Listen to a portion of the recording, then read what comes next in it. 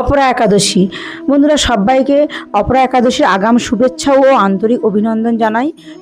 এই অপরা একাদশী হলো 13ই মে 2026 বুধবার। আর এই একাদশীর মাহাত্ম্য কথা শ্রবণ করাবো। আর এই একাদশীর পারণ হলো 5টা 16 থেকে পরের দিন 9টা 42 পর্যন্ত, মানে বৃহস্পতিবার।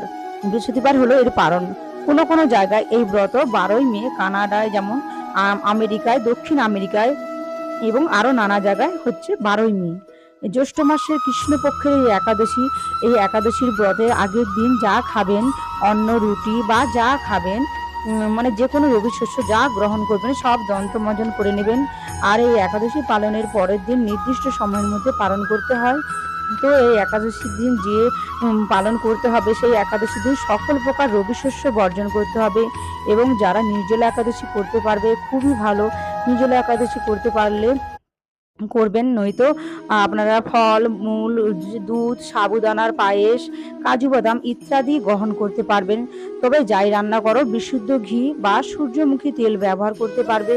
এই একাদশীর দিনে চিয়া সিড, বাজরা, কাউন, বাকুইট ইত্যাদি আটা ময়দার রুটি, পরোটা এইসব খাবার বর্জন করতে হবে।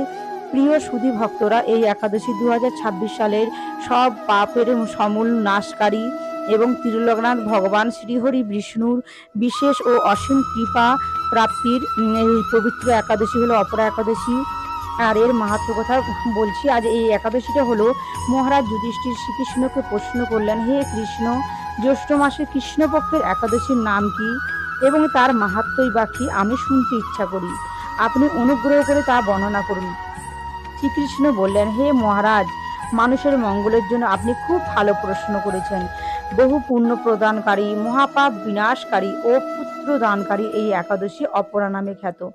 এই ব্রত পালনে ব্যক্তি জগতে প্রসিদ্ধি লাভ করে এবং ব্রহ্ম হত্যা, গো হত্যা, ভ্রূণ হত্যা, পরনিন্দা, পরস্ত্রী গমন, মিথ্যা ভাষণ ইত্যাদি গুরুতর পাপ থেকে মুক্তি পাওয়া যায়।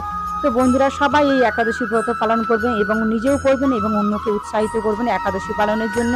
তো বন্ধুরা, ভালো লাগলে ভিডিওটি অবশ্যই লাইক করবেন, কমেন্টস করবেন এবং সাবস্ক্রাইব করে পাশে থাকবেন। রাধে রাধে, হরে কৃষ্ণ।